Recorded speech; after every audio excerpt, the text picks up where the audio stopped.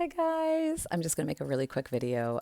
Today, I'm going to talk a little bit about hierarchies of authority within a family and how we treat that authority and what sort of effects that can have on our children spiritually and emotionally.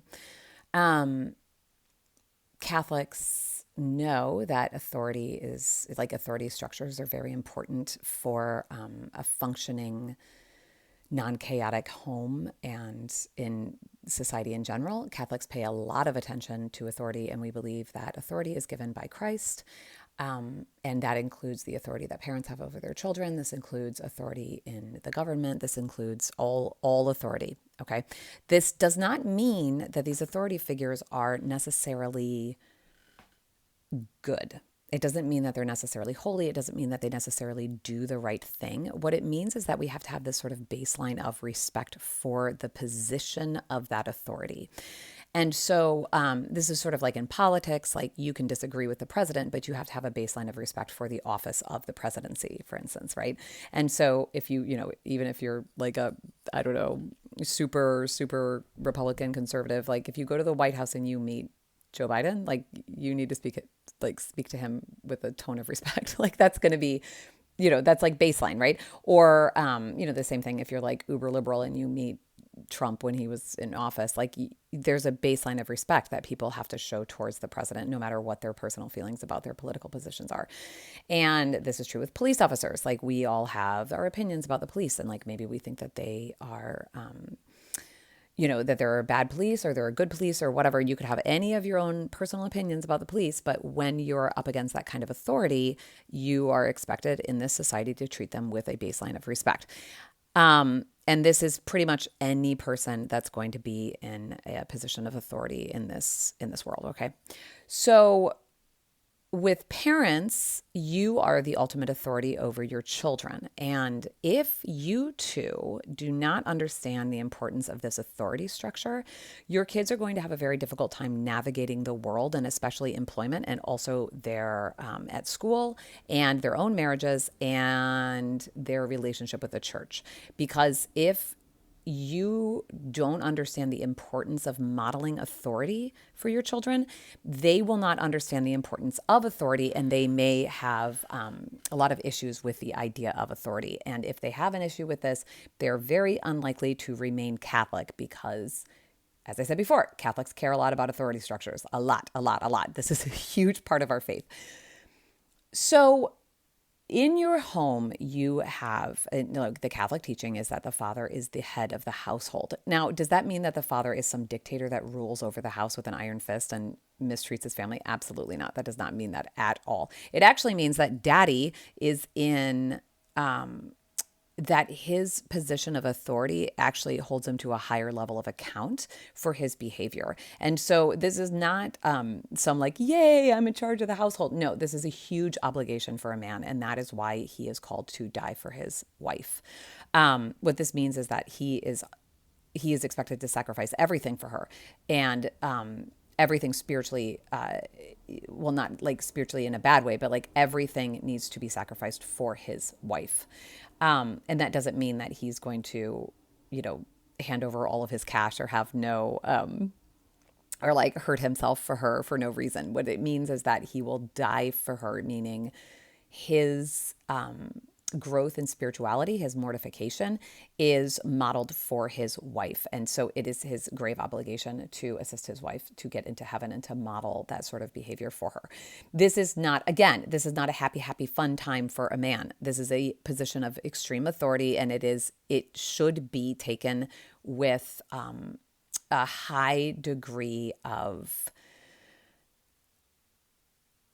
obligation. And he should be thinking about this in a very somber, it's a very, very serious thing to be a husband. It is not happy fun times. This woman is not your servant. She is not there to make you feel good. She is not there to serve you in a physical way. She is there to serve your soul. Now, of course, whatever. We all know that a happy marriage, like people serve each other and, they're kind to each other. But like, I'm talking about like the very basic structure within a marriage and what this means. Okay. I'm not talking about the day to day like sweetness that you need to have for a stable marriage. All right. So back to authority within the household. So we know that the father is the ultimate authority in the home, and that the mother would obviously be the next one. Now, this doesn't mean that, like, in the eyes of your children, they're going to kind of implicitly understand this. And I think society just sort of understands this anyway. When you fill out a census, they ask who the head of the household is, and it's assumed that it is the husband. So I know that people are going to think this is terribly politically incorrect, but this is the assumption of our society. And most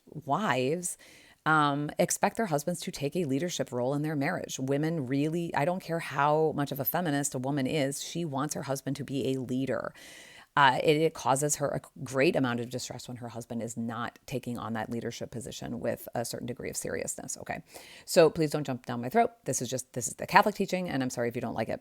I didn't invent it. It's not my problem. It's not my fault. All right. You have a problem with it, take it to God. I don't know. And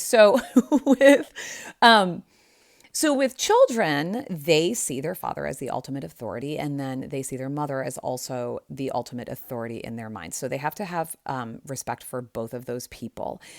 And if you and your spouse regularly undermine each other in front of the children, or if you have a baseline of disrespectful behavior towards each other, your children will grow up to be disrespectful of authority, and they will have a challenging time in school. They will have a challenging time in their home because they won't have respect for you, and they won't have respect for their parents. They won't have respect for their grandparents. There's a lot of people that they will not show a respectful attitude towards. And so it is extremely important as a Catholic that you understand this authority structure within your home and you act accordingly. This means that your spouse will be spoken to with respect and politeness, no matter how awful your spouse is. Okay, I am assuming that your spouse is not a dangerous individual that belongs in jail. So we're going to take abusive spouses off the table. I'm assuming that you're in a normal marriage and that nobody is doing drugs or harming anybody in any way. But let's be honest here, even if your husband is a drug addict or your wife is a drug addict, being disrespectful towards them is not going to help in any way. Like, you don't need to be snotty to somebody just because they're a bad person. We all know this, right? Like, it's not, you can still speak respectfully towards somebody who is a problem.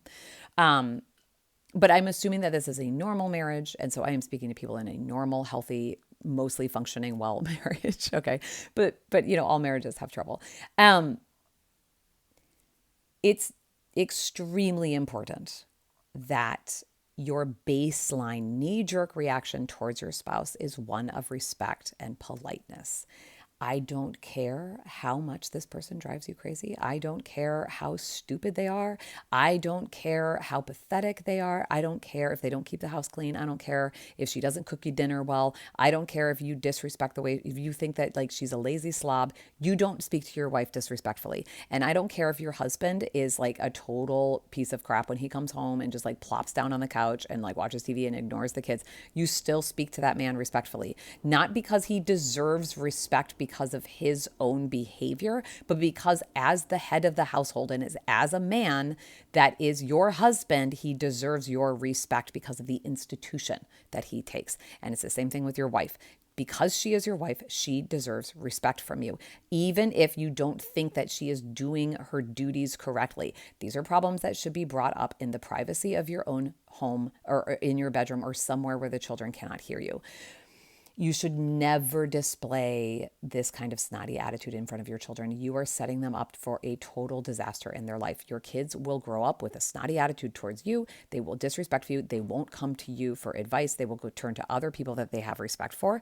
And they will have a baseline snotty attitude toward their teachers, towards their employers, towards their own spouses, towards everyone.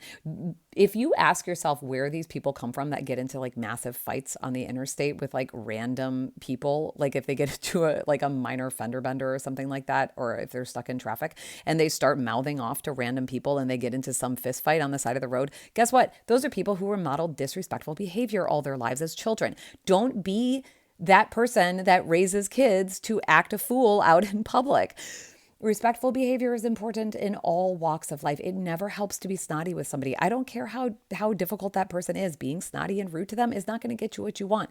Being polite might not get you what you want either, but you're a little bit more likely to catch a fly with honey, right? And so I hope that this makes sense. I'm going to do a really quick video on the importance of not undermining your the parental authority in front of children, and how that will raise kids to be that will raise kids who break rules a lot and get into a lot of trouble in their homes and at school. So I'm going to do that one next. And I hope this, I hope this all strikes a chord. And I'm sorry if I offended anybody, but you know what? I'm not the one that invented this stuff. I'm just the messenger. Okay.